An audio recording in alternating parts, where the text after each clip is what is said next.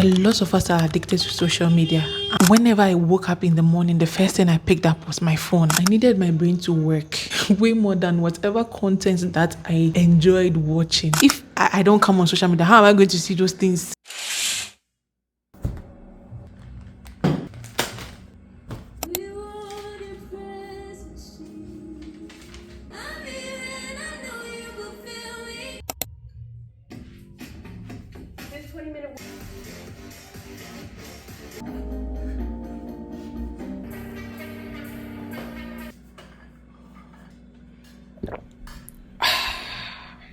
We are in an era where social media has become a part of our lives. It has even stopped becoming social media and has now become what I don't know. Tell me why you would go online and then you see random videos that you don't even know where they came from, but they are appearing on your feed. Right now, these social media companies have decided to create their platforms such that if you go online, you will scroll and scroll and scroll and scroll and scroll.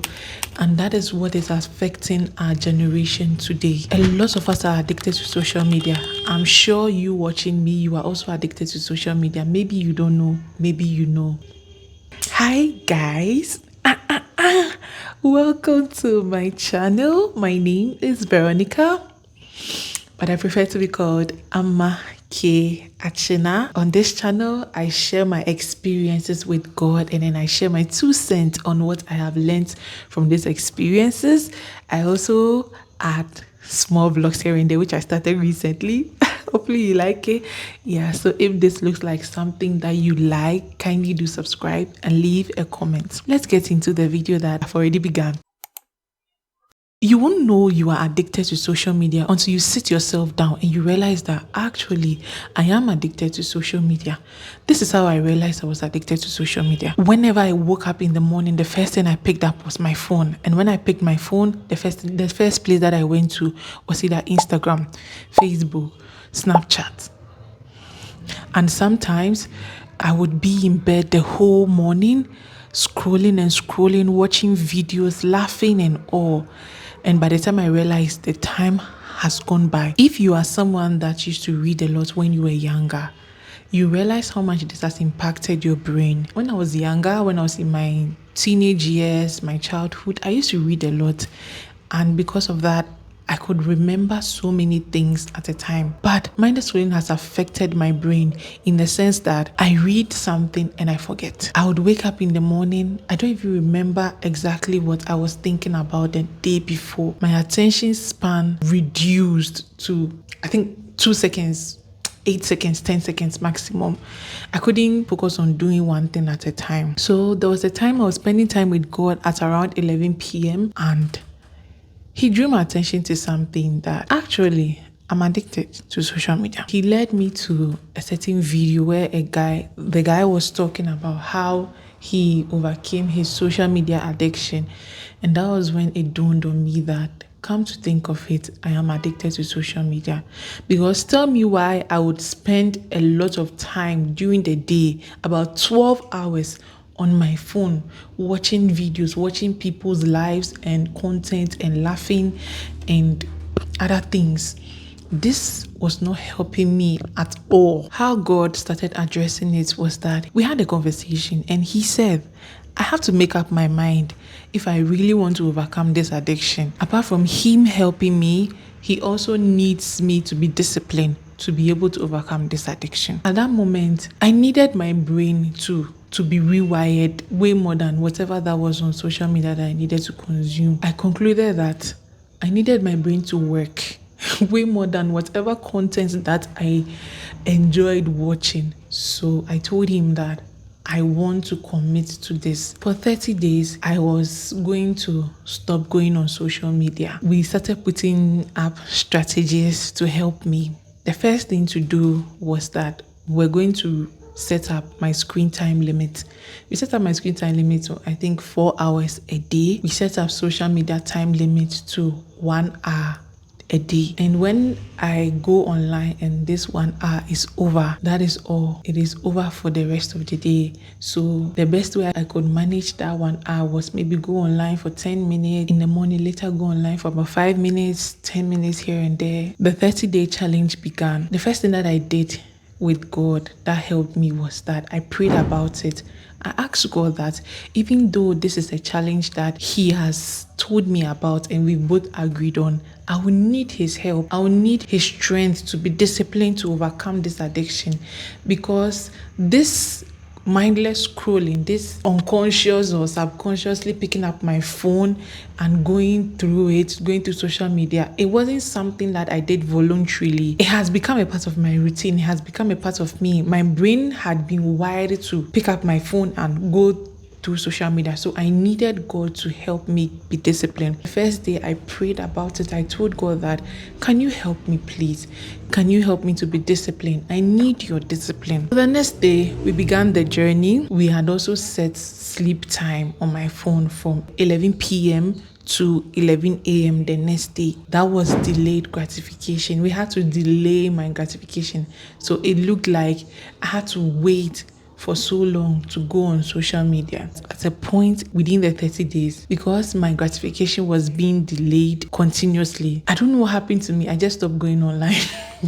I stopped opening social media on my phone. I decided to open it on my laptop. I had to delete it or hide the apps or anything that could help me. If I needed to go on Instagram, I had to go on it on my laptop instead of my phone. So by the time I realized, I wasn't picking up my phone that much because I don't use my laptop much. So it became like, I now have to get up, sign in, open it, go on Instagram. It was work for me. So gradually, I began losing interest in going online. The next thing that I did was I kept my phone far away from me. When I'm downstairs, my phone is upstairs. When I'm upstairs, my phone is downstairs. And when I'm about to sleep, I leave my phone downstairs and go to bed upstairs. My phone was always not within my reach, because whenever my phone is within my reach, I'll be tempted to go online. And I think it really helped, because when your brain knows that that thing that will gratify your desires is close to you, you subconsciously pick it up. I realized that whenever I put my phone close to me, I don't know what happens, I just pick it up. But when the phone is not close to me, when I tend to look for it and I don't find it, I just forget about it. My mind started shifting. I started enjoying not having my phone around me. It became like something that I liked to do. The next thing that I did was that I replaced scrolling with reading. I bought books, physical books. I also bought books on Kindle, and I have a very old iPad that I use for reading. I download books on that and then I would be reading. And I would spend a lot of time reading. So instead of scrolling, I am training my brain to focus more on reading. Sometimes I would read about 3 hours, 4 hours a day. And yeah, I forgot to tell you, one negative thing that happened to me when I was continually using my phone was that I wasn't speaking good. Do you guys know that spending a lot of time on your phone on social media affects your speech? Your brain starts thinking shallow, because the attention span has been reduced to the minimum. So your brain is unable to focus, your brain is unable to construct good sentences to help in your communication skills. I think for now I'm getting better, but at first I would use a lot of filler words. I would spend a lot of time trying to remember a particular word. Now it's getting better. I don't think it's perfect, but it's getting better. Let's continue. So I spent more time reading, and as I read, I would practice, I would read out loud, and it's helped me in communicating with other people, and it also helped me in speaking very well. The next thing I did was to focus on watching long form content. The short form content reduced my attention span. I'm not talking about just any random content. I would watch Christian content. Those contents, they are not short ones and I enjoy them because I was spending a lot of time with God. During my free time, I would watch these long form content. Some days I would watch sermons. I would spend my time watching these things. It really helped me. I'm so grateful. Another thing that I did was I reported to God every day. So when I meet my target for today, the next day when I'm spending time with God, I would report to Him, because He is my accountability partner. He kept me accountable. He tells me, this time you spent more time here than you did. You have to work on that part. You have to work on that part. By the time the 30 days ended, I was not interested in social media anymore. To the extent that now I only go online just to check notifications, who sent me this, who sent me a message, or to post content on social media. Aside that, I don't go on social media to scroll. I don't know. I'm no longer interested in whatever anybody is doing with their whatever anybody is doing with their lives. Do you know that during the time I wasn't spending my time on social media, I didn't miss social media. I didn't care. I didn't care about who got married, who has traveled, whatever. I didn't care about what was happening in the world.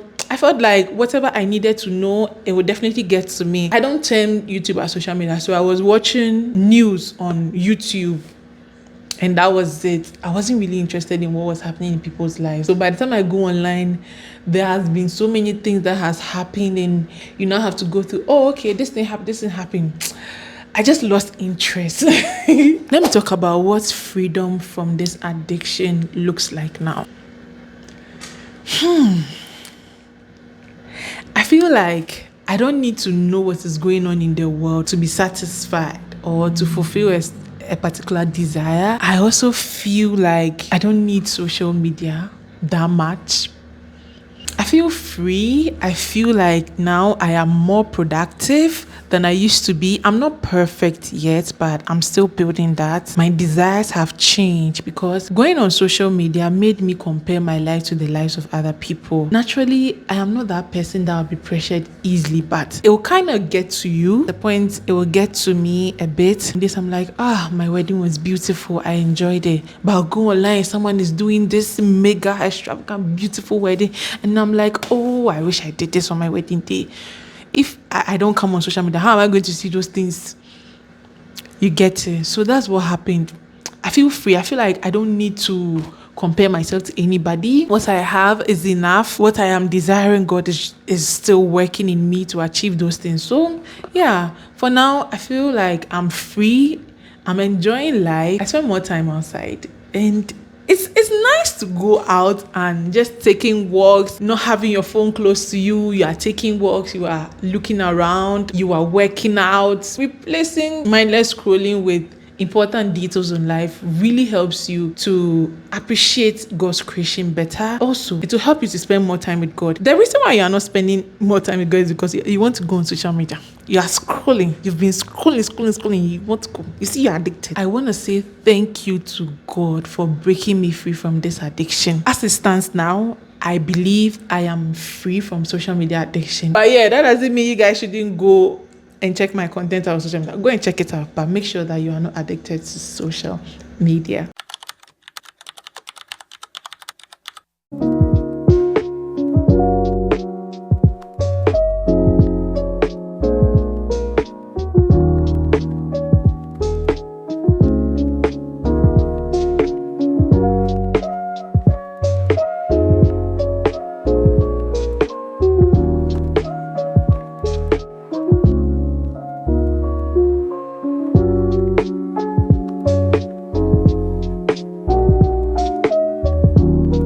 So guys, thank you so much for watching. I hope that you learned something. If you are addicted to social media, the only solution is God and God alone. And if you are ready to work on it, remember these tips that I have shared, and also remember to pray about it. God richly bless you. Do check out my previous video, and bye.